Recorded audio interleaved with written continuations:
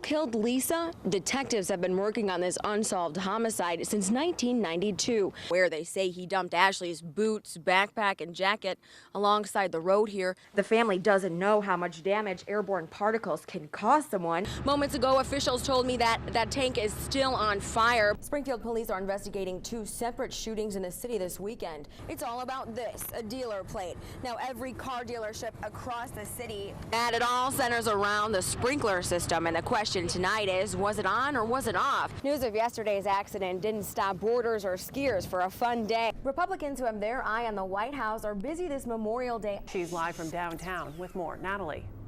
Jennifer, just hours ago, Michael Jakes turned himself in, as well as the electronic GPS monitoring device he's had for years. The 26-year-old is behind bars now, but still says he didn't do it. I'm definitely misunderstood. I'm just a normal person. I'm not a bad person, so. Taking his last steps as a free man, convicted felon Michael Jakes turns himself in after a federal jury found him guilty yesterday of burning down the predominantly black Macedonia Church of God in Christ the night President Obama was elected in 2008. Do you have any apology for the church, even though you say you didn't set it on fire? No, honestly, I am sorry that did happen. I obviously didn't do it. My heart does go out for those people, but I am innocent. And I will appeal, and justice will prevail. The mostly white jury found Jakes guilty of conspiracy to violate civil rights, damaging a religious property, and using fire to commit a felony. After the verdict came down, the judge allowed Jakes to spend one last night with his family because his gravely ill father is on life support at Bay State Medical Center. He's in critical condition. He could easily lose his life. Did you spend the last few hours with your family, with your father in the hospital? Last night and this morning, yes. Listen, my husband is gravely ill in the hospital. My son went to jail. How would you feel? After coming and going to the federal courthouse with Michael Jakes for several weeks now, today the family walks alone. Jakes is now in custody. Are you scared about going to prison? Yes, obviously. Who isn't? Obviously. What's your biggest fear? Being alone, missing my family, and then having to live that kind of lifestyle when I shouldn't have to. Now, no word yet on when Jakes and his attorney will file that appeal. 2 other men have pled guilty for their roles in the church fire, one of whom has been sentenced already to 9 years behind bars. The other will be sentenced later on this year. Jakes, however, faces a maximum of 60 years in prison. He'll be sentenced in September. Reporting live from downtown, Natalie Tolomeo, CBS 3 Springfield.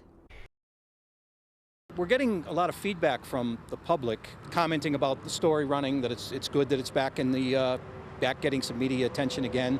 Today, Lisa Ziegert is on the minds of many people, not only in her town of Agawam, but across Western Mass. This is truly one of those things that keeps you up at night. You wake up at 2 o'clock in the morning and it starts running through your head. What did we miss? What did we miss? Lieutenant Steve Griffin is with the state police. For 19 years, he and Agawam detectives have been wanting to know who killed 24-year-old Lisa Ziegert. Lisa was an Agawam teacher who picked up extra hours at a local card shop. In April of 1992, Lisa vanished from the store and was found 4 days later on Easter Sunday in a wooded area in town, killed in cold blood. People are still working on the case. It's not forgotten. CBS 3 Springfield reopened the unsolved homicide last night, and it's got people talking about the case again. You're leaving comments on our website and Facebook page, remembering Lisa, her death, and her family. But officials are hoping comments will turn into leads to launch a new search for the killer. Don't assume we know everything. We've gotten a number of leads, but there's still something out there that we missed somewhere. So please, anybody who has any information, just give us a call. After interviewing several hundred people from Washington State to St. Petersburg, Russia, detectives say they'll work the case until it's closed. It's going to take either us happening upon the right person or somebody making a phone call and helping us out.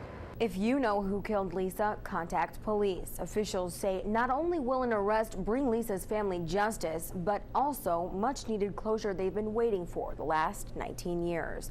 In the studio, Natalie Tolomeo, CBS 3 Springfield. Guy's got a gun. Fighting crime from above. About 130 miles an hour. Go and get him. The Massachusetts State Police Air Wing rushes to assist troopers and local units on the ground. This is video of the scene from inside an Air Wing helicopter. On the ground, 3 men were chased down and arrested after an armed robbery in Springfield yesterday. I got him. If you're flying over the scene, you get the whole picture. You can actually see when cruisers are arriving on scenes or emergency services, some of the holes they might have in a perimeter, and just utilize all the resources as they arrive on scene.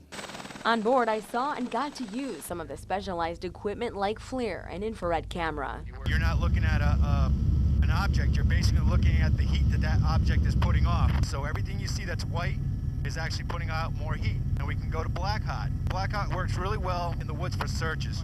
The Air Wing was called to Conway Thanksgiving Eve to help find 7-year-old Cameron Pleasant, who was missing in the woods for hours. The Air Wing also monitors fires, like the recent Agawam apartment fire and the propane truck accident in Palmer with hundreds of gallons of fuel that could have exploded. We'll use the FLIR or the color camera and try to assess if there's any danger for the ground units. The Air Wing does it all, day or night. Anytime the Air Wing's out at a night or early morning mission, it's standard protocol for the troopers to fly wearing night vision goggles. They're really a very valuable tool, especially for search and rescue. The night vision goggles enhance any ambient light you might have, and they're very, very sensitive. The Air Wing has 4 locations across the state, including the base at Westover. Around 30 pilots and tactical flight officers patrol from the sky. The only living unicorn. To show you, there's Hercules, elephants, a giant horse, and pony rides, and then there's bear country. You got Jimmy, who is a male Kodiak. He's roughly 1,600 pounds. He's 15 years old. He stands about 9.5 feet tall. And then Leo is a Syrian brown bear, which is the equivalent to our grizzly.